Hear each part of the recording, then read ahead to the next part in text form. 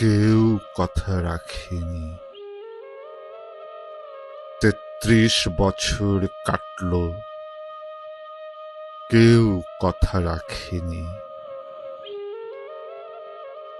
ছেলেবেলায় এক বষ্টমী তার আগমনী গান হঠাৎ থামিয়ে বলেছিল, শুক্লা দ্বাদশীর দিন অন্তরাটুকু শুনিয়ে যাবে। তারপর কত চন্দ্র ভূক অমাবস্যায় এসে চলে গেল, কিন্তু সেই বষ্টমী আর এলো না। ২৫ বছর প্রতীক্ষায় আছি।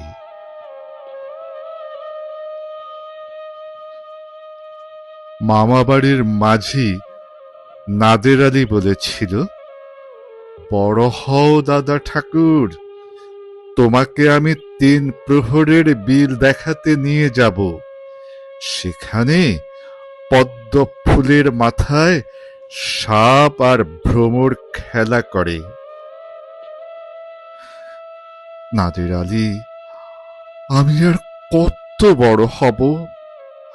আমার মাথা এই ঘরের ছাদ ফুঁড়ে আকাশ স্পর্শ করলে তারপর তুমি আমায় ৩ প্রহরের বিল দেখাবে?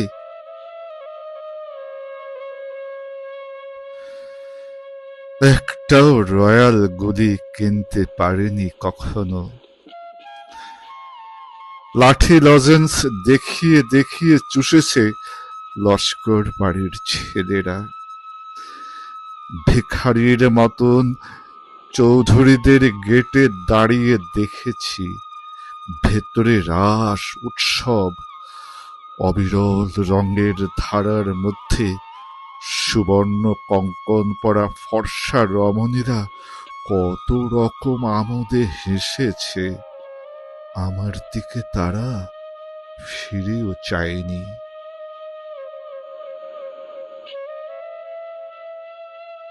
বাবা আমার কাঁধ ছুঁয়ে বলেছিলেন, দেখিস একদিন আমরাও।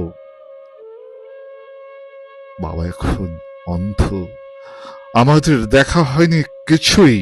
সেই রয়্যাল গুলি, সেই লাঠি লজেন্স, সেই রাস উৎসব আমায় কেউ ফিরিয়ে দেবে না।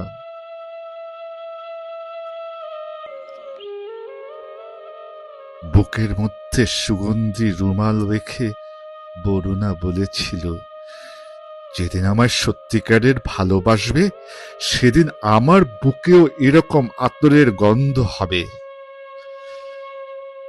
ভালোবাসার জন্য আমি হাতের মুঠোয় প্রাণ নিয়েছি।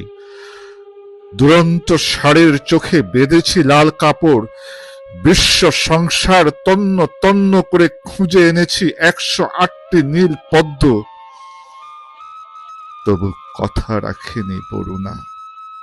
এখন তার বুকে শুধুই মাংসের গন্ধ। এখন সে যে কোনো নারী।